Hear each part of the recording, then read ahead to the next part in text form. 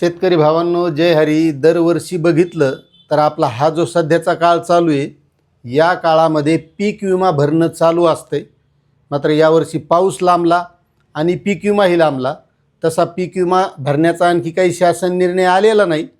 मात्र आता यावर्षी जशी मागच्या वर्षीची सुधारित पीक विमा योजना होती, तसा आता यावर्षी या पीक विमा योजनेमध्ये काही बदल होणार का, की ज्या माध्यमातून शेतकऱ्यांना पीक विमा मिळू शकेल. आता पीक विमा योजनेचा उद्देश काय आहे खरं पाहिलं तर, ज्या शेतकऱ्यांचं या नैसर्गिक आपत्तीमध्ये नुकसान होत असतं त्यावेळेस त्या शेतकऱ्यांना त्या पिकांची नुकसान भरपाई मिळणं.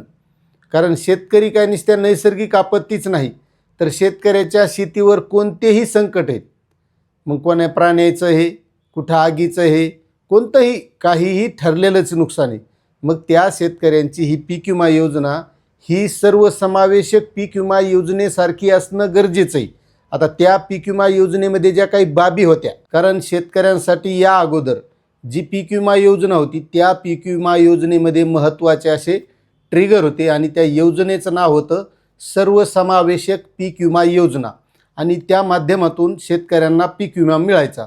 तर जोखमीच्या बाबी या योजनेअंतर्गत खरीप व रब्बी हंगामाकरिता खालील बाबींचा समावेश करण्यात आला होता. त्यामध्ये हवामान घटकांच्या प्रतिकूल परिस्थितीमुळे पिकांची पेरणी किंवा लावणी न झाल्यामुळे होणारे नुकसान, म्हणजे पेरणी जरी नाही झाली आणि पाऊसही नाही पडला तरी अशा वेळेस शेतकऱ्यांना त्या योजनेमध्ये पीक विमा मिळायचा. पिकांच्या हंगामामध्ये हवामानातील प्रतिकूल परिस्थितीमुळे पिकांचे होणारे नुकसान, यामुळे सुद्धा शेतकऱ्यांना पीक विमा मिळायचा.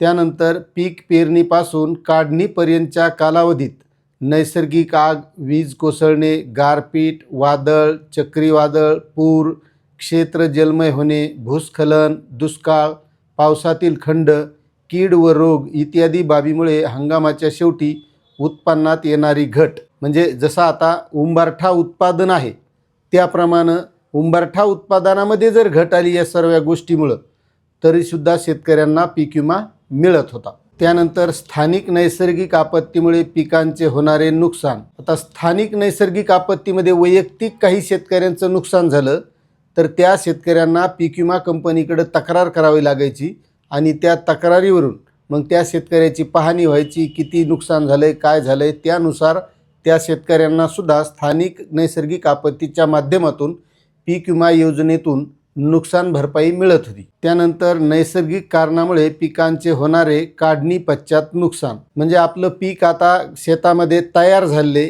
फक्त काढायचे आणि मळणी यंत्रातून काढून आपल्याला घरी आणायचे. अशा वेळेस जरी नुकसान झालं तरी त्या शेतकऱ्यांना नुकसान भरपाई मिळत होती. मात्र हे सगळे ट्रिगर हे या सुधारित पीक विमा योजनेमध्ये हटवलेले आहेत.